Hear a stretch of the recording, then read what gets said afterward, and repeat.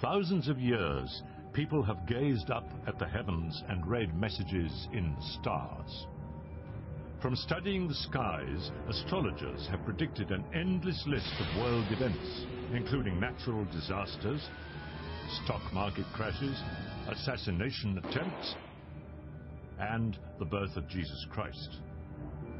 Astrologers have been prized by world leaders, from ancient Greek generals to 20th century American presidents, and epoch-making decisions around the world are still made according to the arrangement of the stars in the sky. But can the movements of the planets truly affect events on Earth? How can astrologers look at charts of the heavens and predict the outcome of a journey, marriage, a war? Is our future really written in the stars?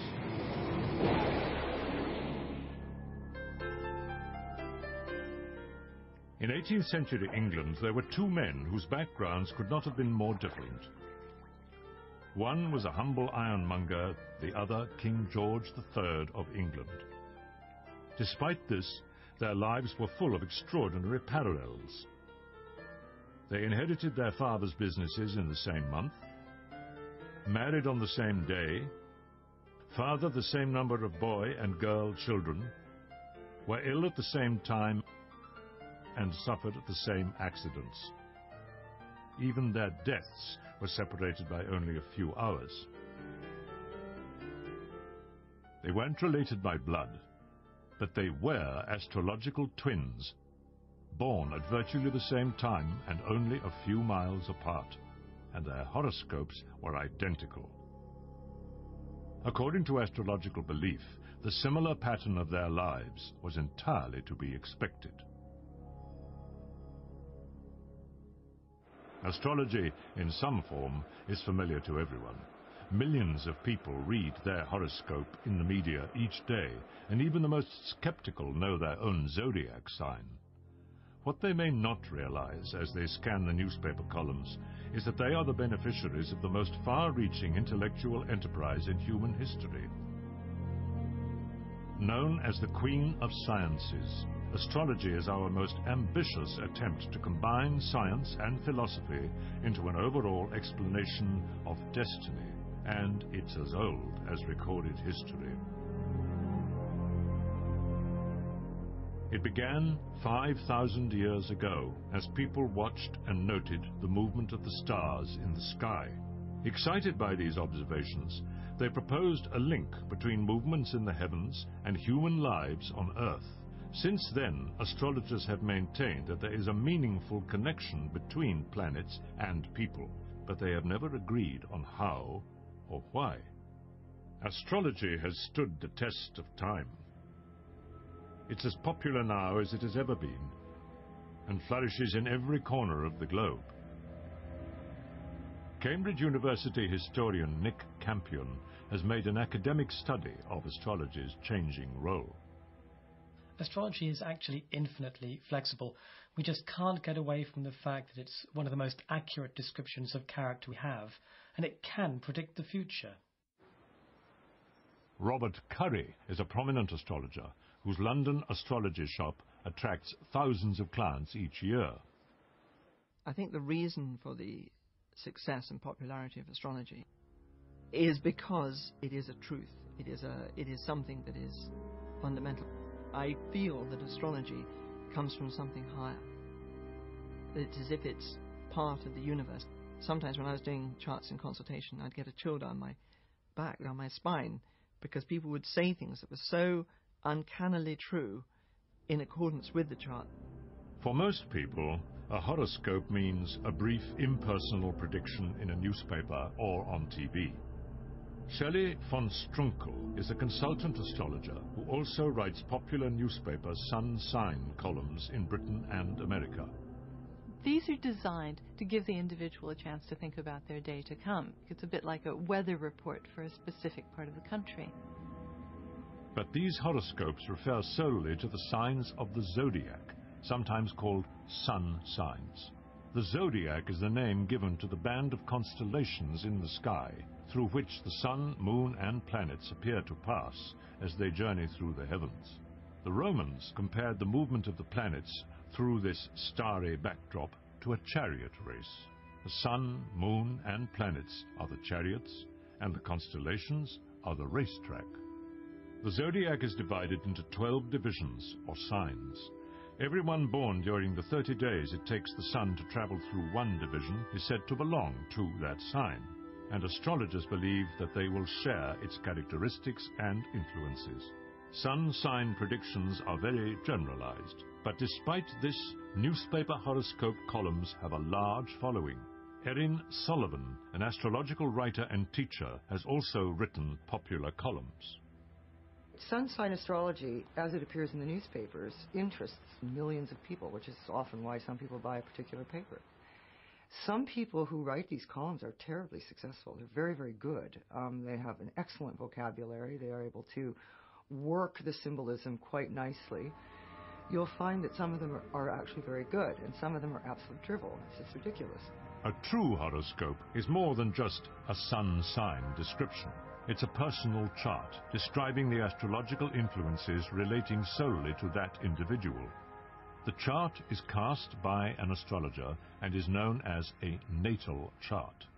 This is a map of where the planets are at the time of your birth, and it is a unique map that relates to you in particular. From that information, an astrologer can then tell you about your potential, the type of person you are, the type of experiences you may have during your life, and how you could perhaps understand difficult areas in your personality. Astrologers claim that a natal chart can reveal whether a person is outgoing, anxious, musical, technical, emotional, and it can indicate an individual's most likely professions.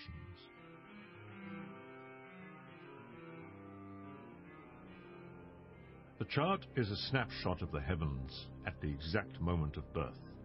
The pattern of the skies can change in as little as 4 minutes, so no one except those born within moments of each other in the same place could lay claim to the same horoscope. Astrological twins, like George III and the Ironmonger, are considered more likely to have similar lives than identical twins born a few crucial minutes apart. Many people don't know the exact time of their birth, but this doesn't prevent them from having a horoscope cast. Usually, astrologers cast a chart for sunrise on the birth date, but there is a longer process called rectification, whereby the astrologer works backwards from the events of a person's life to their most probable birth time. Anyone who knows their birthday can visit an astrologer to have their horoscope drawn. It's not a lot different from going to see any other consultant, except first you've got to provide your birth date, place, and time. Normally, before the individual attends the appointment, the astrologer will have calculated a chart, a horoscope. Natal charts can be drawn up for anything which has a birth date. Cities, even structures, can have charts. The Berlin Wall, for example, built in August 1960, had a horoscope which predicted a time of instability and change for November 1989, the date when this historic barrier fell. Nick Campion has even drawn charts for countries. So what we do is take particular politically important moments for each country. For one country it may be a revolution, for another a coronation. So for the United States, we take July the 4th, 1776, which is when the wording of the Declaration of Independence was agreed, and this is when the United States celebrates its birthday. Drawing charts for places, groups, or countries is known as mundane astrology. It's the most ancient form of astrology and the one most commonly used by world leaders in history. These horoscopes show the most auspicious time to begin important enterprises, whether it's making an important speech or declaring war. Astrologer Joan Quigley used mundane astrology to select the time for Ronald Reagan's second inauguration as President of the United States. She chose 11:57 a.m. in a chart set for Washington, D.C. And it is a spectacular chart. The sun was in the sign of Aquarius, Ronald Reagan's sign. And Jupiter, the planet of growth, expansion, and opportunity, was next to the moon, which signals popularity. There could have been no better indication for a successful administration. The role of Quigley in the White House was a highly secret one, but politically important dates in modern Malaysia and India are still decided by public astrological readings. A horoscope is based upon a map of the heavens. It's a very detailed map, and astrologers are grateful that computers have taken over the time-consuming task of physically drawing up the chart. Henry Weingarten is a financial astrologer who generates thousands of charts each year. The role of the computer is similar to what it was to have students from many years ago. They're doing the routine calculations for you, but the actual analysis is done by a professional. The map comes to life when a skilled astrologer begins to read it. Astrology is a technical subject, requiring considerable knowledge of the planetary influences revealed in the chart. Practice and experience are the key. Your love life's not very satisfactory. Astrologers do not claim that horoscopes categorically predict the future. They say that the stars don't compel, they only incline. So no horoscope would declare that an accident is going to happen, only that a particular moment is accident-prone. Astrologers aim to provide their clients with extra information, thus adding to choice, not restricting it. Many people find that having a horoscope read provokes thought and forces concentration on the issues. It helps them with decision-making. How can analyzing a map of the heavens affect the personalities and actions of people on Earth? The solution lies in astrologers' belief in the nature of planetary influence, a belief that began 5,000 years ago. Around 3000 BC, the foundations of astrology were laid among the ancient civilizations of Mesopotamia, now Iraq. Here, in a region called Babylonia, the first astrologers stood on their 300-foot-high ziggurats and gazed at the stars. They noticed how the most obvious heavenly bodies, the planets, seemed to follow strangely erratic paths, sometimes passing each other at great speed, sometimes slowing down, and even going backwards.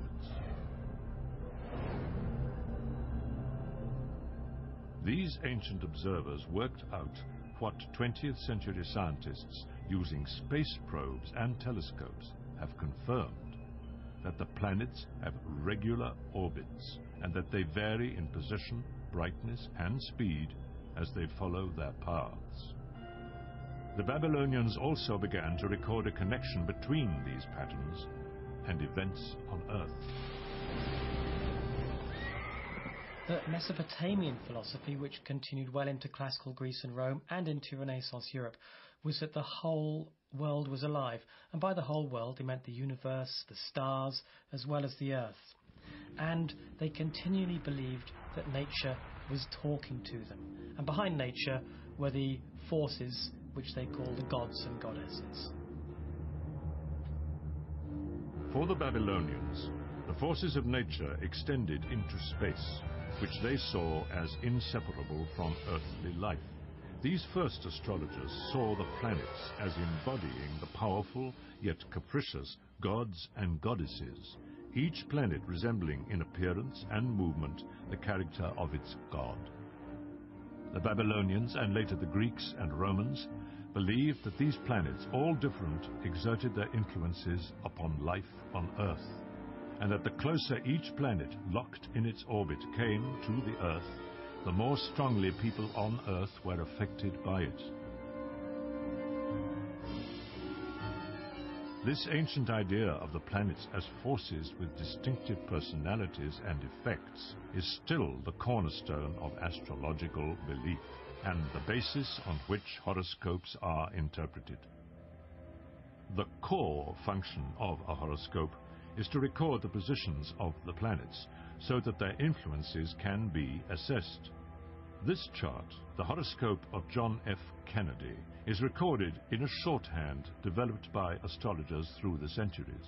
Although this shorthand has changed little over the years, the mechanics of drawing the chart have been transformed by computers. But astrologers still learn to calculate and draw charts in the traditional way, using astrological tables. If we wanted to calculate the horoscope for President Kennedy, we would first of all need to look at his time, date and place of birth. Now, he was born at 17 minutes past 3 in the afternoon in Brookline, Massachusetts on the 29th of May 1917. Our first simple calculation is to work out what the time was in London, which we would call Greenwich Mean Time. And the reason is quite simple. It's that all the planetary tables are calculated for London. Now, with that information, we can then go to the table of houses and make one slight further adjustment and then look up his rising sign, which happened to be Libra. The rising sign is a sign rising over the eastern horizon when you were born. According to all astrological traditions, the rising sign or ascendant is as important in your horoscope and character as the sun sign. So, taking President Kennedy's chart, his rising sign is Libra, we mark that carefully on the left-hand side, and then we fill in the rest of the signs of the zodiac around the outside, through right round the circle, round back to Virgo. The chart has a further set of divisions. These are the houses. They refer to practical areas of human life, such as family, money, travel, and work. The next stage is to work out where the planets were at the time of birth. Now, we would go for this information to a book called An Ephemeris, and this will list the positions of the planets for every day of the year, and you can buy a volume which lists them for 100 years if you wish. Taking President Kennedy's chart, for example, he was born with the sun in Gemini and the moon in Virgo. Now, the planetary positions in the Ephemeris are going to be given to the nearest degree, very precisely. So we're not just looking at the sign the planet is in, but also the precise degree of the sign. And then we go around and do the same with the other 8 planets. Once the planets have been recorded on the chart, interpretation can begin. The astrologer must know the influences identified with each planet. In Kennedy's chart, the most significant planets are Jupiter, the planet of leadership and success, Mercury, the planet of the mind and communication, Mars, the planet of war, Venus, the planet of love, and Pluto, planet of death and endings. The relationship of planets to each other can be as important as their individual effect. One powerful grouping is a key feature of Kennedy's chart. It's interesting to see that he had a very, very powerful conjunction of planets in Taurus. Now, a conjunction means that planets are linked very tightly within 8 degrees in a sign. And he had Jupiter, which is a planet of optimism and growth, Mercury, which is the planet which ruled his mental processes, his ideas, and Mars, which is the planet of anger and aggression, and in politics indicates war. Now, Taurus is a sign which is very persistent and very stubborn and achieves its aims without deviation. It will find a course and stick to it. I think that this is the particular alignment which indicates his success in standing up to the Soviet Union in Berlin and in Cuba. And of course, looking at the chart very literally, Mars in ancient times ruled arrows and spears, and of course in modern terms that's missiles. The angles between planets in a chart, or aspects in astrological terms, are also important. The next stage of interpreting the planets is to look at the planetary aspects. Now, the aspects are precise distances between planets. Some of them are difficult and others are easy. Now, if we look at Kennedy's chart, then the moon was making 2 difficult aspects, one to Venus and one to the sun.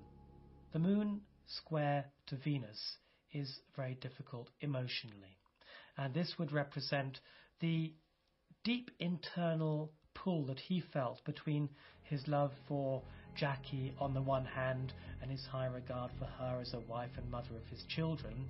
and his desire to explore relationships with other women, with Marilyn Monroe and other more alluring characters. And the same would have happened between the moon and the sun, which often represents divorce or the breakup of a marriage. So perhaps had Kennedy lived, we would have seen his relationship with Jackie Kennedy running into the public trouble that we already know it was in privately. If we look at Pluto in Kennedy's chart, then Pluto was in ancient mythology the god of the underworld. In modern astrology, it's a planet which represents endings, whole phases of life coming to an end. Now, it's intriguing to note that when Kennedy was born, Pluto was exactly overhead at Dallas. So that is how to calculate and interpret a chart. Now, of course, these days, any computer can do the calculation, but there's nothing to replace the astrologer's skill in actually interpreting a chart and bringing it to life. Modern astrologers often help clients in their personal lives, but predicting events has always been part of astrology. The most famous astrologers have foretold major events, even the beginnings of new eras. Nearly 2,000 years ago, a small group of Persian astrologers observed an unusual conjunction in the heavens. They discovered that this had been predicted by the astrologer-philosopher Zoroaster, and that it would herald the birth of a new king. The astrologers set off on a long journey, working out the time and place of the new king's birth from their astrological observations. But when they reached the spot, they found only a baby lying in a stable. The astrologers were the Magi, and the baby was Jesus. Astronomer Dr. Percy Seymour has studied the skies as they were at the time of the birth of Christ in order to discover what led the Magi to their historic conclusion. He found a rare association between the planet Jupiter, traditionally associated with kings, and Saturn, associated with the Jewish people. These two planets actually did a dance in the sky and came together 3 times in 1 year. And that's called a triple conjunction. But there was something even more significant about this triple conjunction. It occurred in the constellation of Pisces. And Pisces was associated with the area around Bethlehem. And a triple conjunction in Pisces only takes place once every 900 years. And I think what they did was they said that a king of Jewish origin was about to be born in Bethlehem. So they went in search of this king. They might even have made use of the census that was going on to find out which baby was born at that right time. And then they told his mother that he was born to the king of the Jews. When the child of a royal lineage was due to be born, there was only one person more anxious than the expectant father, the court astrologer. In a Macedonian palace in 356 BC, the court was expecting the new child of the king, Philip II, and Olympias, Philip's wife, had gone into labor. The astrologer pleaded with Olympias to try to delay the birth as long as possible. If she could do so, her child would have an extraordinary horoscope and would become one of the greatest leaders the world had ever known. Somehow, Olympias managed to do as the astrologer asked, and eventually her son was born into his epoch-making horoscope. Olympias had given birth to Alexander the Great. Things don't always turn out this way. Robert Curry was offered a choice of birth dates for his daughter. We spent ages looking at it. We worked it out. It was a tremendous responsibility. And we picked this new moon in Pisces, which we thought was going to be the most wonderful chart, and it fitted in with our charts, and we had it all planned. So my wife then went into hospital, and we waited for the doctor to come around to help with induction. And nothing happened. There'd actually been a crisis on that morning. And it was only in the afternoon that she actually was born. And the end result was that the moon had changed signs. The horoscope was completely different. But In fact, it's been the most wonderful thing. And I think the lesson for me is that you should just let fate take its course. The fortunes of astrology waxed and waned during the Middle Ages, but by the 16th century, astrology in Europe had become highly refined, well regarded, and an essential qualification for any educated person. Astrology was a mainstream academic subject taught in universities alongside mathematics, medicine, and astronomy, and was used by doctors, scientists, and high-ranking intellectuals. One of the most famous astrologers of all time was John Dee, who was a personal astrologer to Queen Elizabeth I of England. So we could say that he was responsible for some of the most important decisions taken in one of the most important reigns in English history. Dee's work included acting as a spy for Elizabeth. But astrology, not foreign intelligence, was the cornerstone of his instructions to his queen. He chose propitious dates for all important events. One of his greatest successes came in 1588, when he advised Elizabeth on the timing of England's victorious confrontation with the Armada, the invading naval force of Spain. The way he would have worked would be to have looked at Mars, which was England's planetary ruler, and if that was stronger than Jupiter, which was Spain's planetary ruler, he would have said the Armada would fail, as it did. And he would have looked at other factors, such as Mercury, which rules the winds, and he would have looked at Mercury and said, well, the Armada might be blown off course, as it was. This was the heyday of astrology. In the 1600s, there were more than 200 well-known astrologers working in London. People went to an astrologer when they were ill, when they had suffered a loss or reversal of fortune, or when they were considering marriage or business ventures. The first ever weekly horoscope dates from this time. It was called The Starry Messenger and was written by William Lilly, who was famous for predicting the Great Plague and the Great Fire of London. William Lilly practiced orrery astrology, an ancient method which is designed to answer specific questions, such as whether a relationship will result in marriage or even the whereabouts of a lost ring. In the 20th century, we have come full circle, back to finding personal astrologers next to political leaders and ordinary people seeking advice from newspaper horoscopes or their local astrologer. They have decisions to make, and they use horoscopes to help them.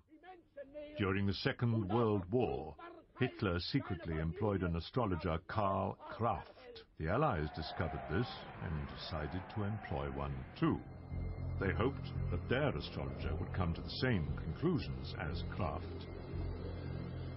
When Kraft compared the charts of Rommel and Montgomery just before the North African campaign, he could see that Britain was certain to be the winner.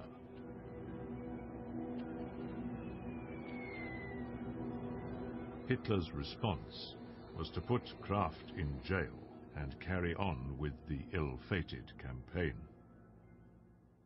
President Reagan was more inclined to follow the advice of his astrologer, Joan Quigley. Quigley's first success was to predict the attempt on Reagan's life. And thereafter, she was involved in all the major and many of the minor decisions of the presidency. When Quigley was doing her work, her calculations would be as precise as selecting the time that the president's aircraft, Air Force One, would leave on a trip for a summit conference, so that a message would go from Mrs. Quigley to Mrs. Reagan to the president's office that the president's plane should take off at a specific hour for a summit meeting. And it did. In the winter of 86 to 87, Quigley was worried about the movements of Uranus and Saturn. She felt that they indicated a danger of assassination. For 4 months, Reagan stayed inside the White House, emerging only once to give the State of the Union address. Every event in the president's life was timed by the casting of horoscopes. But how did horoscopes help Reagan with the bigger issues of the presidency? Joan Quigley is credited as being one of the people who told Ronald Reagan that he could do business with the Soviet Union. Now, for the first part of his presidency, Reagan had been sounding off against the evil empire, and there'd been this amazing arms build-up. And then Joan comes along and looks at Gorbachev's horoscope and says to Reagan, look, this is a man that we can do business with. Ronald Reagan used astrology to help him make decisions which altered world history. But millions of ordinary people use astrology in their everyday life. They use it for all kinds of purposes. Astrology claims to give insight, and there is no area of life where insight, and thus astrology, cannot be employed. Astrology offers help in everything, from finding a lost purse to timing a journey. Horoscopes assist people with problems in their personal lives. Astrologers claim that a natal chart can help you know yourself and thus be more equipped to meet challenges. A horoscope is the most egocentric document imaginable, a map of the universe with the individual at its center. For many people, including princesses, this chart is the place where revelations about past, present and future are to be found. Diana had used astrology quite consistently and, as far as we can gather, quite successfully. Now, she was born with the sun in Cancer, which is responsible for the caring, compassionate, emotional side of her character, but also for that part of her which is so shy and withdrawn. Astrologers find Princess Diana's chart explains a great deal about her personality. A chart's a picture of what one experienced in childhood, and the moon opposite Uranus indicates a tumultuous childhood. And indeed, her mother did leave suddenly when she was a young child, and she acquired a new and not altogether popular stepmother shortly after. This position of the moon in Uranus in her chart marks then the tendency as an adult to react suddenly as well when she's hit with conflict, as we've seen to be the case. In a consultation, an astrologer would use these insights to give advice about the future. I think another way in which astrology was very important to Diana was in taking aspects of her chart which were difficult. For example, I'm thinking of her moon in Aquarius, squared to Venus, which is very, very difficult emotionally and been causing her great tension. And her astrologers showed her how this could be used positively because it's a very, very idealistic alignment. And that's when she started going to meet Mother Teresa and taking up radical charities such as AIDS and shaking hands with AIDS victims. Princess Diana's chart shows Saturn, the planet of duty and responsibility, challenged by Neptune, which represents disillusionment and disintegration. And her Venus, the planet of love and romance, is opposed by Pluto, the planet of hidden things, opposition and endings. Buckingham Palace would have done well to have looked at Diana's horoscope. Had they done so, they would have seen somebody who just couldn't be contained in a tight, constricting atmosphere, who just couldn't obey the rules. And I think had they done so, they could have used the situation of the breakup of the marriage just so much more positively. But could a comparison of the prince and princess's charts have been the most useful way of avoiding a potentially disastrous marriage? Few astrologers would claim that charts can say whether two people will be happy together, but they do think that horoscopes can reveal potential problems. Prince Charles's chart shows his Venus next to Neptune, in a position which indicates idealization of women, particularly his mother, a definite problem for any wife to contend with. And a look at Princess Margaret's chart reveals an unhappy outcome for romance. It shows Venus, standing for love, opposed by Saturn, the planet of duty, foreshadowing the crisis in which she gave up the love of her life, a divorcee, to avoid a damaging scandal. Astrology is often used when people are thinking of marriage. Astrologers find that it's one of the most popular topics in their consultations. The questions are often about the chances of success in specific relationships. Astrologers such as Eugenie Di Serio in New York offer help in this area. In terms of relationships, astrology can really be an X-ray into a person's nature and a partner's nature. Of course, a lot of people have problems, and they want to say, well, this is my birthday and this is my partner's and our relationship is in shambles. Do you think there's a way that we can find an answer to it? And we look, and usually the astrological signs in the chart will show if there's conflict or things people have to work around. We'll give them that advice. To help people avoid these kinds of difficulties, Eugenie operates an astrological dating service which arranges astrologically compatible introductions on the Internet. Some people go to astrologers for medical advice, usually alongside conventional treatment. Medicine and astrology have been linked for thousands of years. Each part of the body is represented by a subdivision of the zodiac, and horoscopes are said to reveal potential health problems. Medicine isn't the only area where astrology claims some success. Astro-economists are a new breed of financial advisors who use this ancient art to help them play the stock markets. Some investment houses use astrological information as well as the more conventional sort of market predictors. Henry Weingarten has many successes to his credit. We have a proven track record. I called the Tokyo market crash 2.5 years in advance to within 2 days. In Wall Street itself, people there are only interested, does it work? How often does it work? How reliable is it? And how much money can I make from it? These are not straightforward predictions. Each decision is based on information from dozens, sometimes hundreds of charts, which are interpreted and collated by the astrologer. I first decide where in the world I want to invest, looking at the horoscope of a given country and the horoscope of a given currency. Then I tend to look at the horoscope of the stock market or bourse involved, the sectors that we're interested in investing, and then finally the stock itself. Many market surprises, not all of them, are chartable by astrology, such as the U.S.-Mideast war, which is something we were anticipating. Business horoscopes seem to work in the same way as personal ones. They outline the influences, possibilities, and probable outcomes, and guide rather than dictate a decision.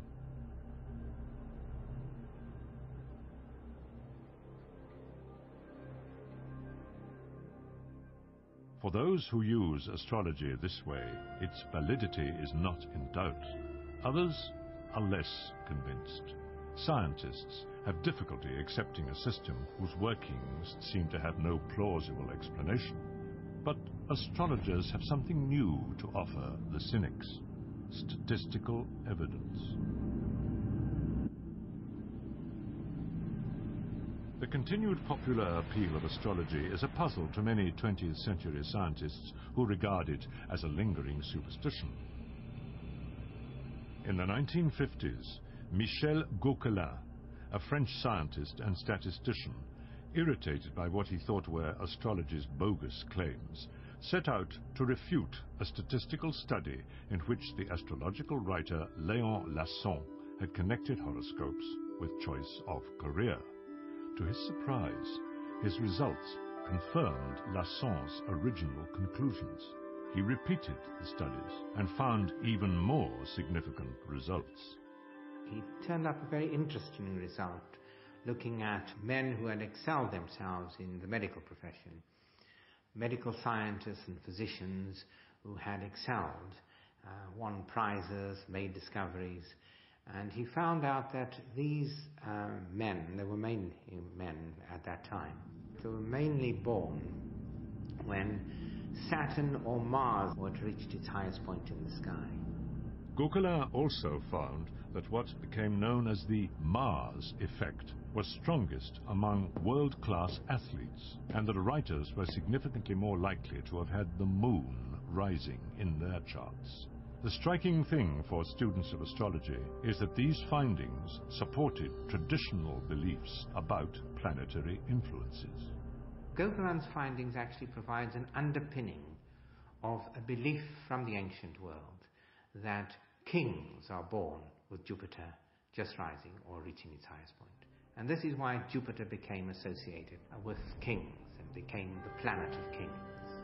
Although Gauquelin's work was scientifically rigorous, scientific journals were reluctant to publish it. Gauquelin went on, however, to make another statistical discovery. Some aspects of horoscopes are hereditary. This was not true of zodiac signs, which showed no special connection, but it did apply to planetary influences. And he was able to show that if Mars was rising, whether either the mother or father was born, then the child was also likely to be born with Mars rising. This evidence, although statistically valid, fails to impress most scientists. Parapsychologist Susan Blackmore needs more convincing. Almost all astrologers will claim that there is a relationship between the time and place you were born and your personality. So you can do, for example, my favourite sort of experiments are this sort. You might take, say, a dozen people and give an astrologer all the information he or she wants about those 12 people, and also give the 12 birth times and dates as accurate as they want them, and see whether the astrologer can match up those people, all the information, with those dates. Many experiments of that kind have been done, and they can't. A similar piece of research showed that personality, as revealed in psychological tests, corresponded more closely with sun signs than with full natal horoscopes. I think the reason is that we all know our zodiac signs. In other words, those people in that experiment get that correlation because they, if you like, are turning themselves into whatever they think they should be according to what their sign is. Some scientists accept that astrologers are perceived as accurate by their clients. Psychologists, in particular, have been interested in explaining these successes. Carl Jung believed that there was a link between planets and earthly events, but that neither caused the other. They were both part of an overall synchronized pattern. Bob Breyer has a different theory as to how astrologers get results. It has nothing to do with the stars. It's something else. And I think that something else is probably extrasensory perception, ESP.